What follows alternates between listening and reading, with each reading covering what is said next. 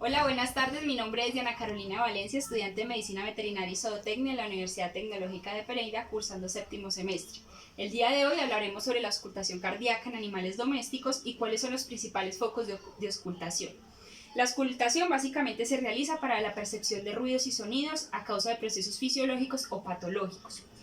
El día de hoy nos va a acompañar este paciente que se llama Coco, es un macho canino de 5 años de edad, castrado, que no presenta ninguna patología asociada a cardíaco. Para hacer una auscultación debemos de tener 3 puntos claves fundamentales antes de realizarla. La primera es que debemos estar en un lugar totalmente tranquilo, donde no se perciba ningún otro sonido extraño que nos quite la percepción de la auscultación, y que obviamente el animal se encuentre en un estado de reposo sin alteración. El segundo paso es saber cuáles son las ubicaciones anatómicas de cada una de las válvulas. Y la tercera y muy importante es saber la frecuencia cardíaca que presenta cada uno de los animales. En este caso, como es un canino, las frecuencias cardíacas oscilan entre 60 y 120. Para realizar una auscultación se realiza de dos formas, una forma indirecta y una forma directa. La forma directa se hace poniendo el oído directamente a la zona donde vamos a auscultar.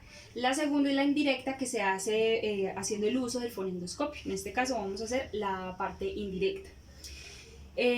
Vamos a desprender con los focos de auscultación en el animal, dando la primera parte. En la parte izquierda del animal vamos a encontrar 3 puntos de auscultación, 3 focos importantes.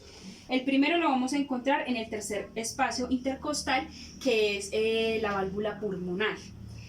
Más abajo vamos a encontrar en el cuarto espacio intercostal del animal, en su zona ventral, la válvula aórtica. Y en el quinto espacio intercostal vamos a encontrar la válvula mitral.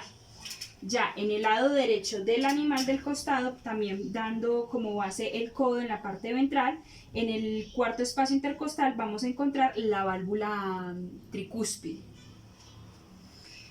Después de hacer la auscultación en el paciente, vamos a encontrar que se van a dar dos tipos de sonidos. El primero es la diástole y la sístole, el sístole y el diástole.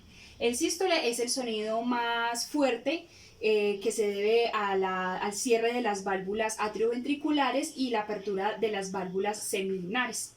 Esto se da debido a la contracción del ventrículo y con el choque precordial que genera el golpe del ápice del corazón a la pared torácica. Y encontramos el otro sonido, que es la diástole, que son los sonidos más débiles y más agudos, y se debe al cierre de las válvulas simoideas y la apertura de las válvulas mitral y la tricúspide. Para finalizar, vamos a encontrar que algunos sonidos no son fisiológicamente normales en el animal. Esto se debe a patologías que se pueden diagnosticar como los soplos, que pueden existir de dos formas, el soplo fisiológico y el soplo patológico.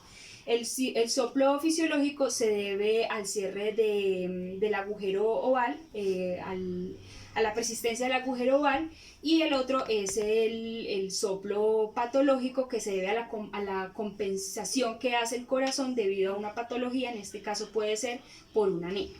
Muchísimas gracias.